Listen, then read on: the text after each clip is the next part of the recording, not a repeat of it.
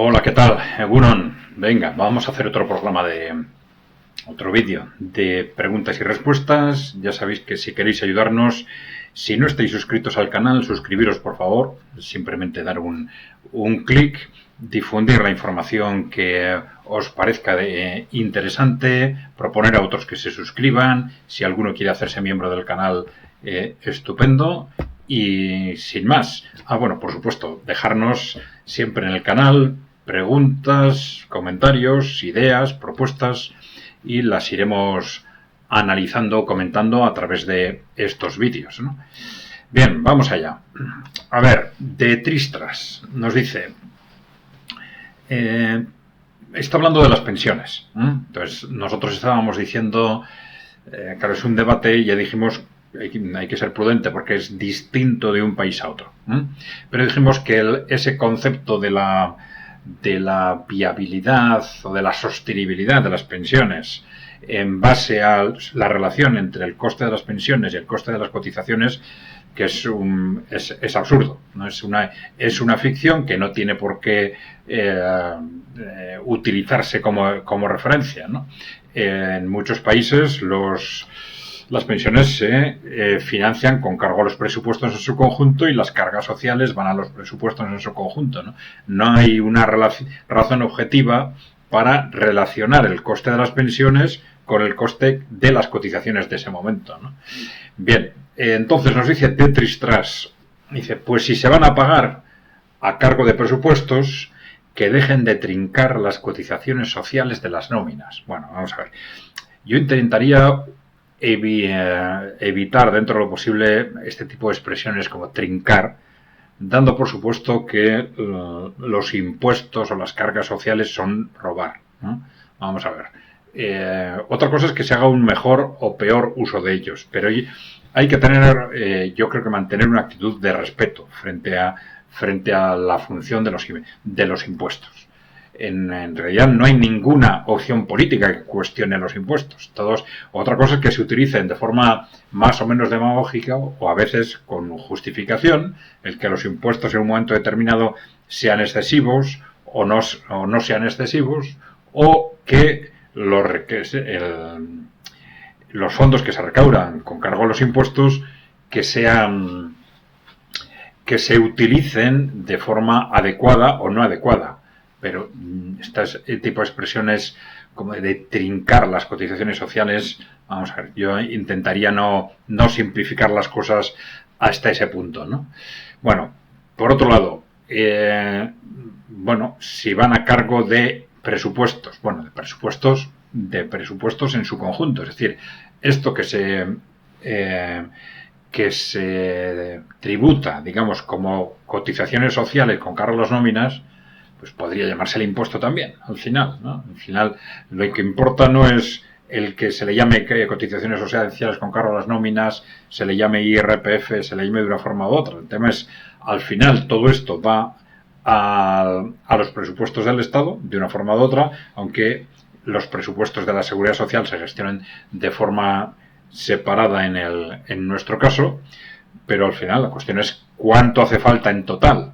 Es decir, si lo que se está pagando es más o menos lo que hace falta, si se dejan de pagar las cotizaciones sociales de las nóminas, pues hay que aumentar los impuestos.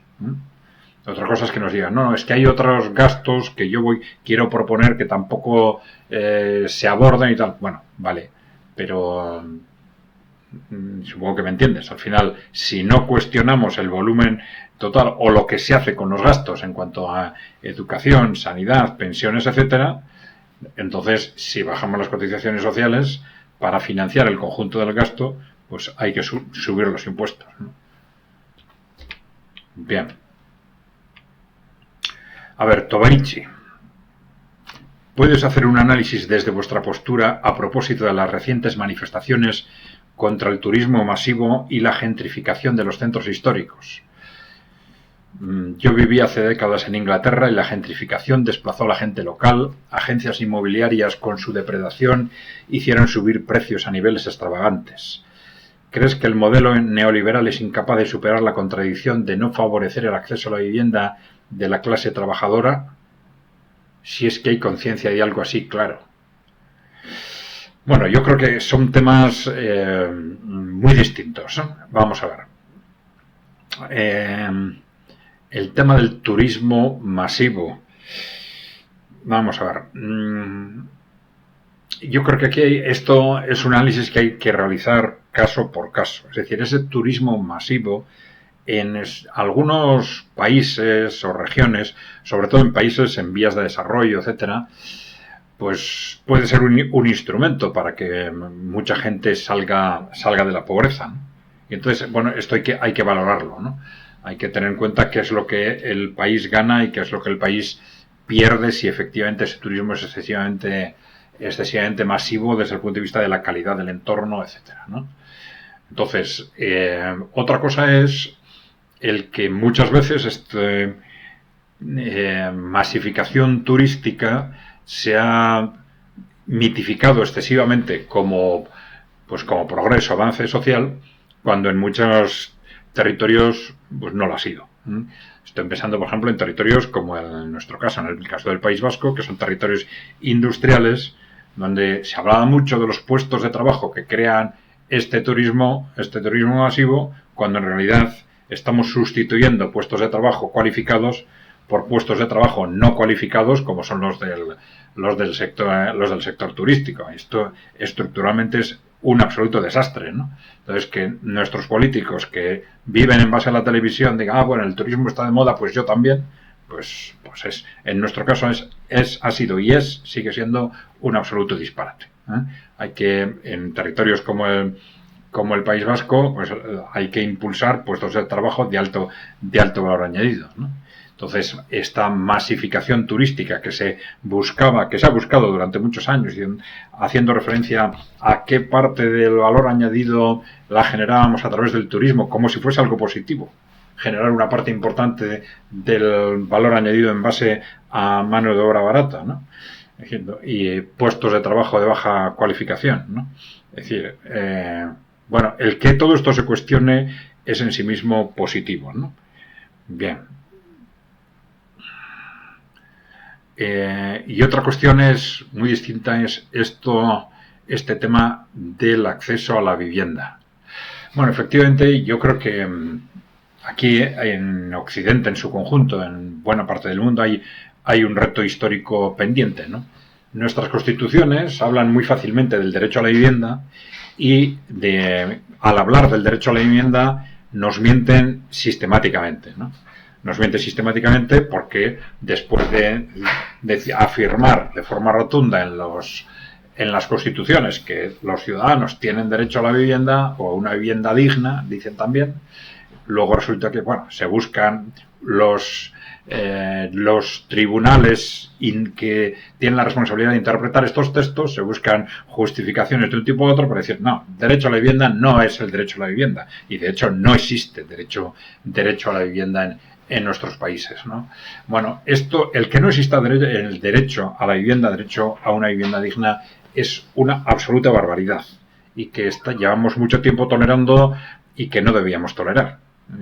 Es decir, nuestro nivel productivo es más que suficiente y desde hace muchísimo tiempo para que todo el mundo tenga derecho a una vivienda y para que todo el mundo tenga derecho al trabajo, pero ahí no voy a entrar. Para que todo el mundo tenga derecho a vivienda, ¿no? Bueno, independientemente de lo que pensemos, este es otro tema, sobre los regímenes de los países socialistas, comunistas de su momento, en los años 50 ya en estos países estaba garantizado el derecho a la vivienda. Es un derecho absolutamente básico y además que se basa en la utilización de un bien limitado como es el suelo, ¿no? Entonces, el derecho a la vivienda es algo que debería estar ya hace mucho tiempo garantizado en todos los países, vamos a decir, occidentales, ¿eh? Todos los países avanzados, ¿no? Entonces, el que nos permanezcamos tranquilos cuando hay una parte de la población que queda fuera del acceso a la vivienda es una barbaridad. Y esto además genera una inseguridad, problemas humanos de todo tipo que luego tienen sus consecuencias, ¿no? Sus consecuencias importantes en estabilidad social, inseguridad, etcétera.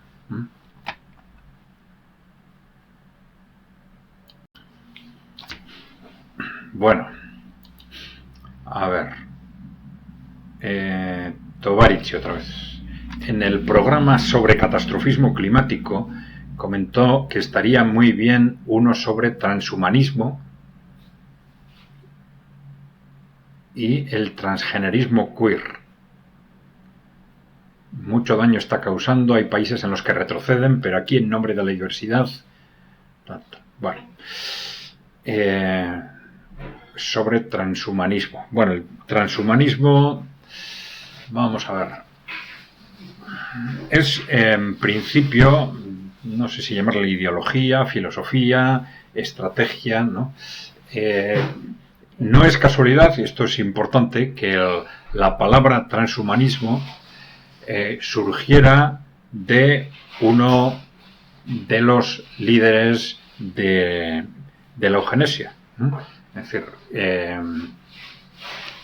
uno de los líderes británicos, presidente de la Sociedad Eugenésica, inventó el término transhumanismo, y esto ya nos relaciona las estrategias corporativas con el origen del transhumanismo, que es también una filosofía que se está difundiendo de forma masiva, por ejemplo, a través del Foro Económico Mundial, por lo cual son las grandes corporaciones las que están difundiendo estas ideas, ¿no? A veces tendemos a pensar que son pues elementos marginales,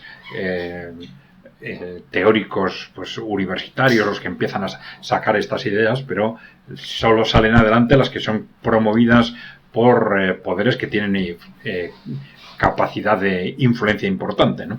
Y en este caso esto es clarísimo, ¿no? Es decir, el origen ya de la palabra transhumanismo viene del movimiento eugenésico y en las últimas décadas está muy promovido desde ámbitos corporativos como el Foro Económico Mundial, ¿no?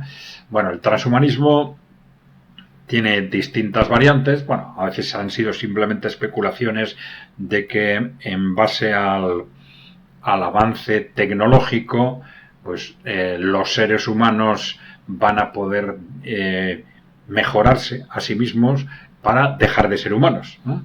Bien, y luego se ha hablado también del transhumanismo para los ricos, que es el que en buena parte están fomentando las corporaciones. Dicen, bueno, el avance tecnológico va a permitir que nos cambiemos a nosotros mismos, pero no todos. Y entonces han hecho afirmaciones repetidas de que, bueno, hay algunos, o digamos los ricos, que tendrán capacidad para mejorarse a sí mismos y convertirse en algo distinto del ser humano, y el resto que no podrá. Y se ha hablado de que también en estos entornos corporativos, de que las clases sociales, y se ha utilizado esta expresión, las clases sociales por primera vez en la historia responderán a especies distintas, ¿no? ¿Por qué? Pues porque una clase supuestamente superior ya irá más allá del ser humano a través de esta utilización de nuevas tecnologías, etcétera, ¿no? Bueno, las bases conceptuales de todo esto están muy relacionadas con esa deformación, si se quiere, del concepto del superhombre de Nietzsche, que fue muy aprovechada y deformada también, si queréis, por el nazismo, ¿eh? Es decir, ese concepto de que ir mejorando pues las razas europeas, ¿no? Y bueno, y avanzar hacia ese concepto de superhombre contemplado desde una perspectiva biológica, que ahora con el transhumanismo sería biológico-tecnológica, y que muchos dicen que en el caso de Nietzsche no era así, sino que realmente era un concepto psicológico, ¿no? Bueno, de cualquier forma, bueno, es una visión, esto del transhumanismo, excéntrica, pero mucho cuidado porque nos está diciendo la mentalidad que existe en esas grandes corporaciones, esos grandes inversores que controlan las grandes corporaciones, y esa mentalidad de desprecio del ser humano, de esa mentalidad de origen, dicen algunos, aristocrático, pero de desprecio de la plebe en su conjunto, y que en caso de que avanzáramos hacia ese modelo corporativo que ellos llaman de capitalismo inclusivo, etcétera, pues tenemos pues altos riesgos de que nos encaminen hacia visiones distópicas de este tipo. O sea que, claro, el mundo ahora está en una encrucijada muy relacionada con este choque entre los países emergentes, fundamentalmente encabezados por China y por Rusia, y este Occidente dirigido por las grandes corporaciones. Pero bueno, el choque fundamental va a ser ese, sin ninguna duda. Pero no hay que olvidarse de que cuál era esa concepción que ya nos pusieron sobre la mesa en el año 2020, sobre lo que llamaban el gran reinicio y el gran reseteo, ese modelo de sociedad corporativista al que querían apuntar las élites occidentales, y que en caso de que ganen en ese conflicto geopolítico, pues no hay que descartar que intenten impulsarlo para el conjunto del mundo, o en caso de que como consecuencia de ese conflicto geopolítico se llegue a un reparto de territorios, que intenten impulsarlo quizás pues en Occidente, ¿no? Si Occidente queda dentro de su ámbito de influencia. Yo creo que esto, si ese es el resultado del choque geopolítico, creo que les va a ser bastante complicado de todas formas, ¿sí? Pero bueno, a ver, Claudia, no, perdón, esto es Tovarichi otra vez, sí.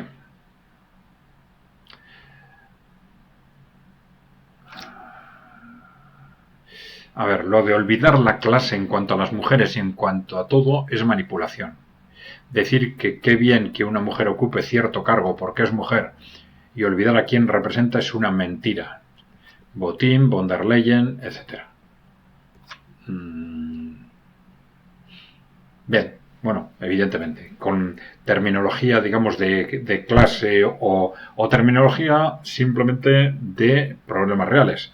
Olvidar los problemas reales del conjunto de las mujeres, como sistemáticamente ha hecho y está haciendo el movimiento posmofeminista, pues evidentemente es una forma de manipulación y de destrucción social al servicio de las grandes corporaciones, ¿no? Y es, claro, es casi inevitable que dentro de esas no reivindicaciones, porque estos movimientos sistemáticamente se han olvidado de lo más importante, pues que es el peso de estas mujeres, vamos a ver, de yuppies, pues que son grandes inversoras o de élite política, etcétera, pues que tenga un peso desproporcionado, ¿no? En todos esos movimientos, porque claro, ellos controlan los medios de comunicación y controlan por esa vía pues la opinión pública, etcétera. A ver, en el mismo sentido, Claudia Vigna nos dice, mira, Ayuso dice, o en su día la Thatcher o Yolanda Díaz, bueno, ya me dirás si por ser mujeres el sistema era menos injusto. Bueno, no digo que sea mejor con hombres, es igual. Bueno, no sé si se puede decir mucho más sobre esto, ¿no? Bueno, lo que es importante a la hora de acercarse a estos temas es, ya digo, evitar emociones, tanto dentro de lo que es el movimiento de emancipación de la mujer, como en la reacción contra los absurdos del posmofeminismo, frente a un movimiento que lamentablemente ha distorsionado la realidad en base a jugar constantemente con las emociones, las imágenes, etcétera, en base a medios de comunicación, industria cultural, etcétera. La reacción meramente emotiva es también un peligro en sí mismo. Es decir, lo que hay que hacer es ir a los problemas reales de las personas reales, intentar hacer frente a los mismos y en este caso exactamente ver en cada país si hay qué problemas específicos tienen las mujeres con respecto a los hombres, o los hombres con respecto a las mujeres en su caso, analizarlos y resolverlos, ¿no? Y evitar, ya digo, la excesiva carga emotiva tanto en una dirección como en la reacción, ¿no? Bien. Diego Páez Music. El corporativismo aparentemente busca crear un nuevo modelo de corporación-Estado, donde la misma corporación se vuelva una especie de Estado-nación. Por eso buscan debilitar la situación interna de los países donde trabajan. Basado en esa realidad, ¿cuál sería el nuevo sistema económico para promover el crecimiento económico y al mismo tiempo mantener una soberanía estatal que no ponga en riesgo el Estado-nación? Bueno, vamos a ver. Primero,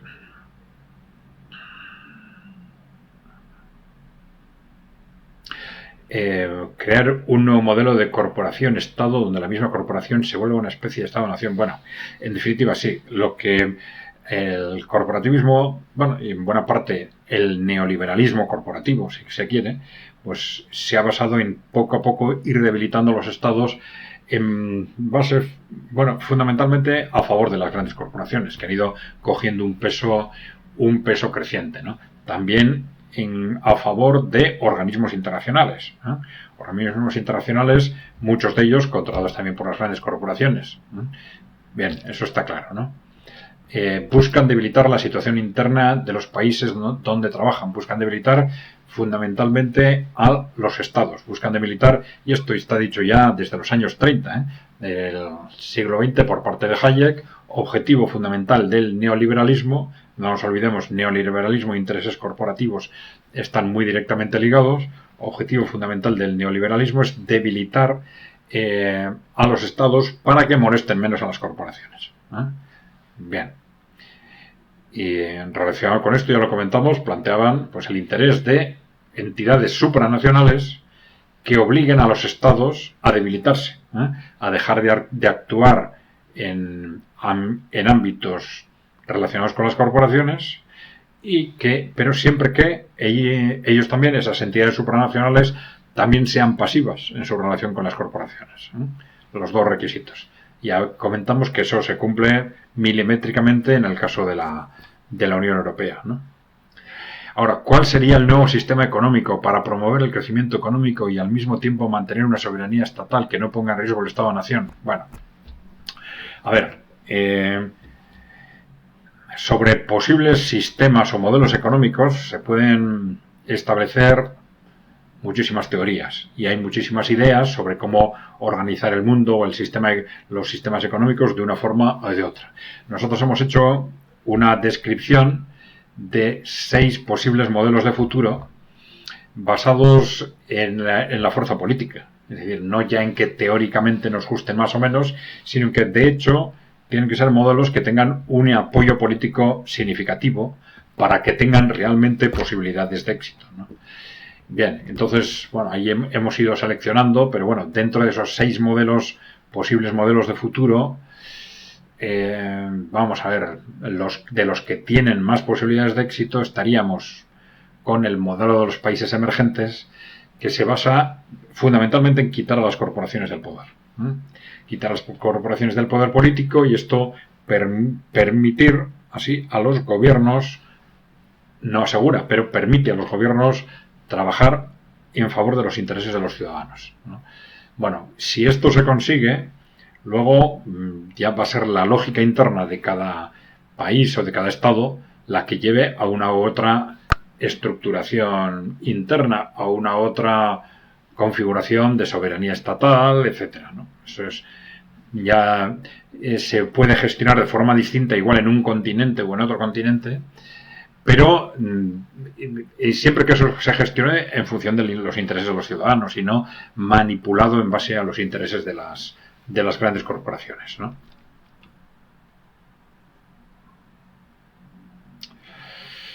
Bueno, a ver, Raúl Quesada sobre Trump nos dice: America First es sinónimo de ser policía del mundo. Lo único que cambiarían es el precio del servicio. Lo encarecerían.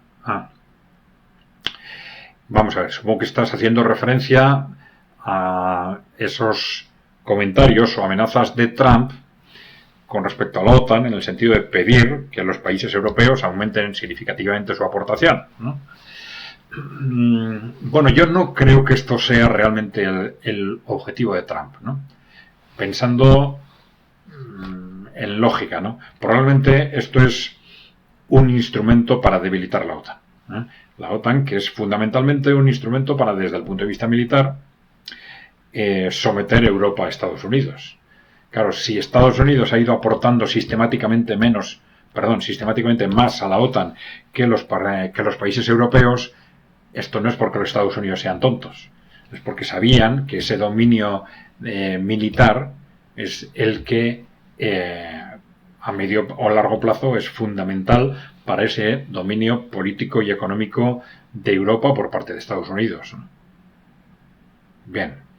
Entonces yo creo que efectivamente cuando Trump hace referencia a que los países europeos paguen más, lo que está diciendo también es, si no pagan más, pues o les echamos de la OTAN o nosotros nos vamos, o cuestiono lo que es la OTAN actualmente. Entonces yo creo que está transmitiendo que lo que quiere es cuestionar la OTAN, y el aspecto presupuestario creo que es un pretexto, ¿no?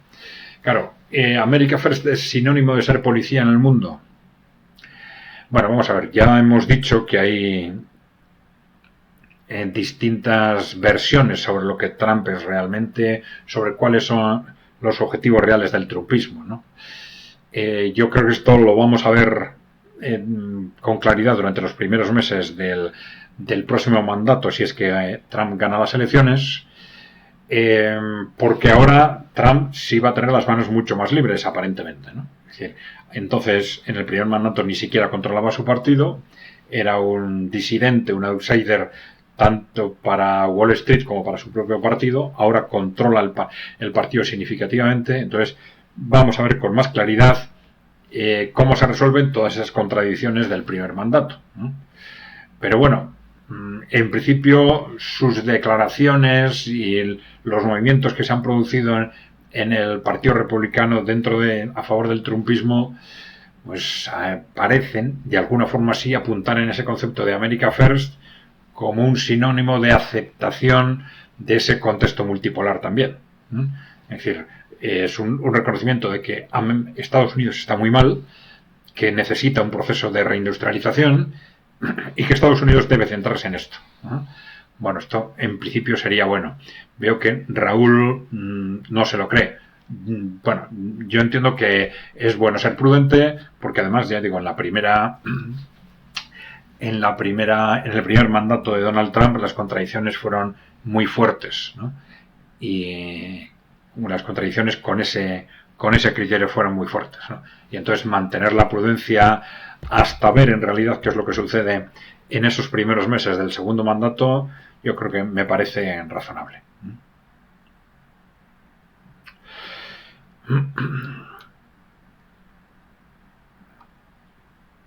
Vamos a ver, Francisco Martín nos dice: mi opinión es que Trump por sí solo era incapaz de controlar mínimamente el Estado ni salir elegido en las primarias republicanas. Veo lógico que tuviera que buscarse apoyos en su momento, apoyos que no serían su primera opción. Eso les ocurre a todos los presidentes, a él más por ser un outsider, ¿no? Su agresividad es una forma de ganarse al ganado ovino de Estados Unidos, igual que aquí tenemos nuestro ganado. Bueno.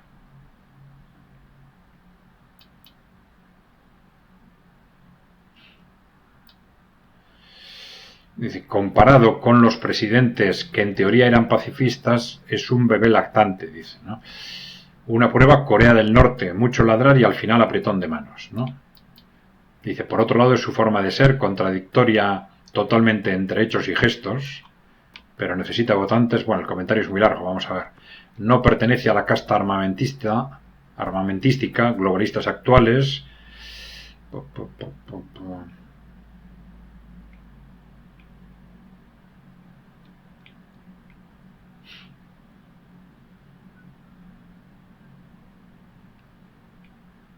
Estados Unidos ha perdido su oportunidad de ser el amo del mundo.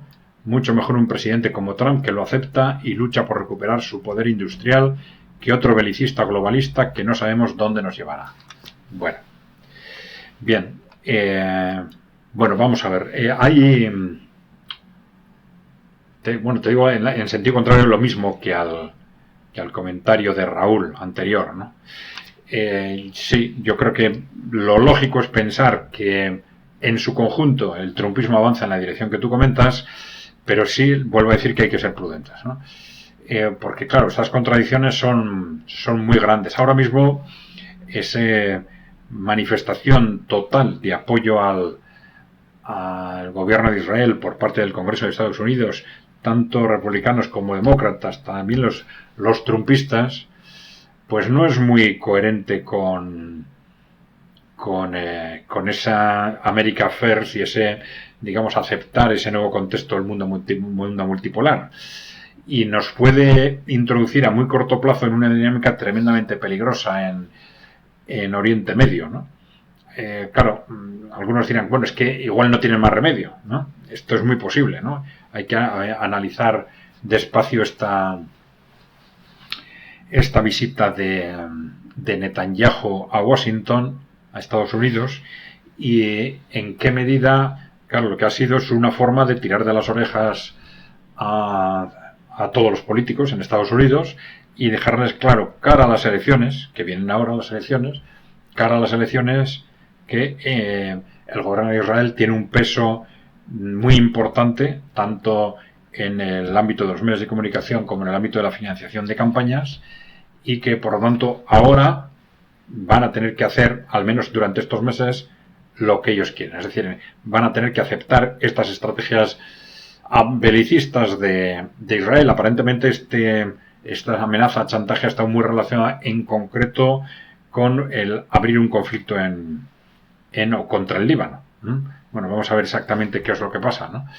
Pero claro, aquí estamos también en otra contradicción radical, como digo, entre lo que teóricamente sería ese trumpismo que apuesta por el America First, por la reindustrialización de Estados Unidos, aceptando el mundo multipolar, etcétera, y los hechos que en este momento todavía se están produciendo, en concreto con su apoyo a las estrategias de Netanyahu, ¿no? Perdón. Bueno, Raúl Quesada ahora nos dice otra vez con respecto a Trump.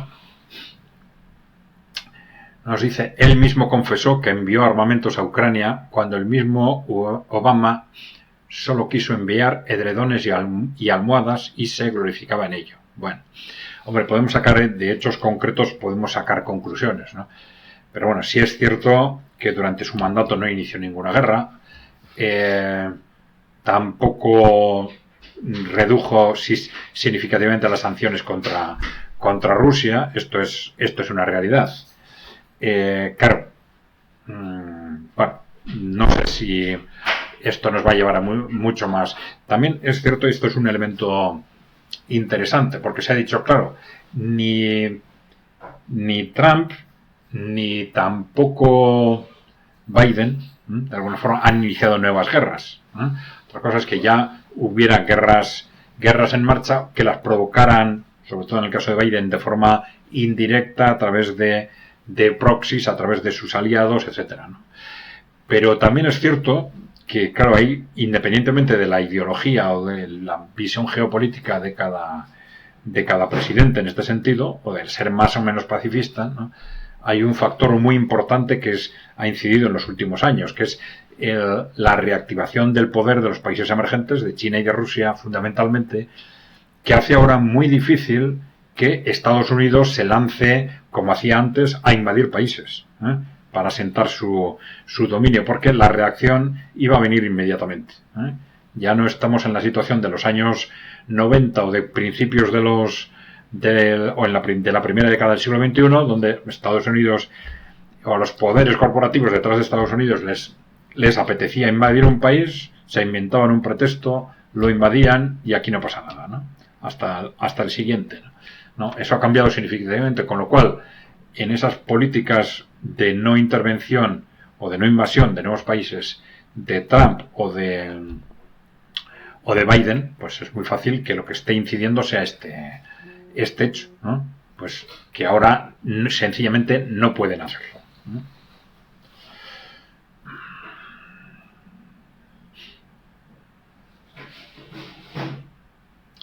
Bueno, vamos a ver. Juan José Pavón dice, pero claro, no tengo ubicado a qué quería responder exactamente, ¿no? Dice, para reducir la población y que Estados Unidos no pierda su poderío económico. No sé si está haciendo referencia al posmocapitalismo en su conjunto, a esas estrategias de reducción de la natalidad. No lo sé, Juan José. Igual, en vez de extenderme sobre algo que no sé si voy a responder a lo que te interesa, igual si vuelves a lanzar la pregunta, pues casi mejor. A ver, Caste Klimbing dice, me ha encantado el tema de los oligarcas, es una pieza del puzzle que no conocía y que encaja muy bien. Gracias por la información. Sí, supongo que se está refiriendo a esta interrelación entre los oligarcas rusos que fueron quitados del poder, perseguidos, expropiados, y muchos de ellos, algunos de ellos acabaron en la cárcel, otros en el exilio, en Rusia en la primera década del siglo XXI, y la interrelación de estos oligarcas con los oligarcas occidentales. Y que esto es una pieza fundamental para explicarnos por qué están en una situación de pánico. ¿Por qué están en una situación de pánico frente a la prevista victoria rusa en Ucrania y con respecto al avance de los países emergentes en general? Porque lo que realmente temen no es tanto el avance territorial cuanto el avance en la influencia política e ideológica de estos países que han echado del poder y han perseguido a estas élites corporativas, a estos oligarcas.